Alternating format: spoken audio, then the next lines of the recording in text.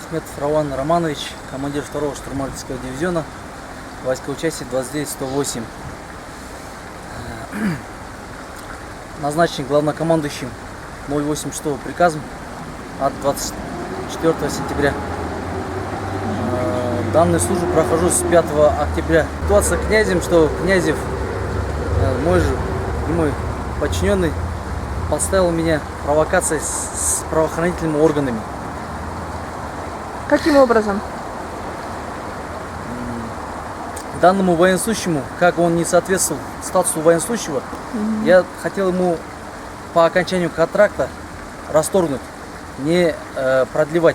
Хотя я своим полномочием не продлеваю, а ходатайствую рапорт о том, что продлить или не продлевать. В этих случаях меня, получается, за непродление контракта 27 числа вызывает начальник особого отдела военной контрразведки, меня и командира бригады.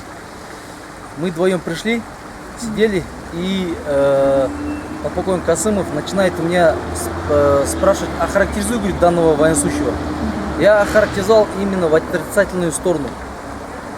После этого данный господин подполковник Касымов говорит, что сверху позвонили, оказывается, его отец и с нашим начальником друзья, и что мы продлили ему контракт. Я там же перед командиром бригады и перед подполковником Касымовым сказал, что я рапорт подписывать не буду. И подполковник Касымов сразу на мне сказал, что если ты не подпишешь, за тебя, говорит, командир бригады продлет, говорит. Вот таким образом я промолчал. Командир бригады ушел, получается, в актовый зал. После этого актовый зал. И остался я. Приходит данный военнослужащий Князев, подчиненный. И там же передо мной подполковник Касымов говорит, вот так, я сейчас попросил твоего командира, чтобы продлили тебе контракт. До 21 числа у тебя срок, чтобы исправиться. Но если 21 числа не будет он исправляться, тогда, получается, я, говорит, ничем не смогу помочь. И в таких случаях данный военнослужащий согласился. И там же, получается, я все услышал. После этого выходим на улицу. И с этого 27 числа, с этого момента начинается аудиозапись у рядового Князева, который дал им правоохранительные органы. А кто именно? Это устройство дал антикоррупционная служба. Антикоррупционная служба, который... С какого региона? Алматинской области, город Талдыкорган. После этого с 27 числа до 5 декабря началась запись. И в конце 5 декабря, когда данный военнослужащий подкинул мне деньги, там же и был видеозапись у данного военнослужащего. Но лично, когда он ко мне после построения в субботу, 5 декабря, когда хотел, то есть после построения, данный военнослужащий подошел ко мне, возле двери ходил, то право, то лево. После окончания подошел ко мне, постучался, говорит, господин мой, разрешите обратиться. Я говорю, говори. В это время я как раз одевался. И тогда данный военнослужащий говорит, я принес, говорит, я говорю, что ты принес? Он говорит, деньги принес. Какие деньги? Он говорит, которые вы просили, говорит. Я говорю, какие деньги еще тебе просил, говорю. Я говорю, деньги не просил.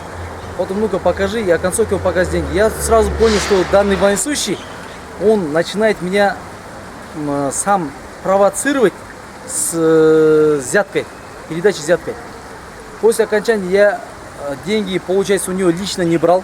И там же на месте я ему начал высказывать свое, что я не коррупционер и деньги брать я не буду. Но о концовке я ему полностью объяснил и выгнал с кабинета. Как выгнал, так и после этого через 5 минут я также выхожу с кабинета, захожу в соседний кабинет, после этого пошел мыться. Тогда в это время был дверь открытый. Когда зашел в кабинет, одевался как раз на диване. Там же под ковром стояла половина денег. Когда ковер я открыл, под ковром было 5000 купюрами без конверта. 5000 купюрами на земле. Получается, я сразу понял, что данный военнослужащий принес и подкинул. И я же сразу же позвонил ему. Когда я ему позвонил, он говорит, что я в аптеке покупаю лекарства и маски, говорит. Я говорю, ко мне в кабинет подойди, говорю. Он говорит, так точно, после этого бросил трубку. Через 5 минут обратно перезвонил. Он обратно говорит, я в аптеке очень жду, сейчас подойду, говорит. После этого на третий раз звоню, третий раз там же сразу же телефон отключил. Когда поехали по дороге уже, где Аркалық, там же меня задержали антикоррупционная служба с 4 там машинами совместно с гаишниками. И там же мы ждали понятых. Понятые, получается, то же самое подтвердили, что я свое показание, я говорю, вину свою не признаю, но деньги мне подкинули. После этого забирать мне участок. Там же начинает мне ставить условия. Если ты, говорит, признание дашь, что ты уйдешь там 1500 миллионами, короче, со штрафом. Я говорю, первое доказательство, говорю, принесите, а потом, говорю, я признание дам. После этого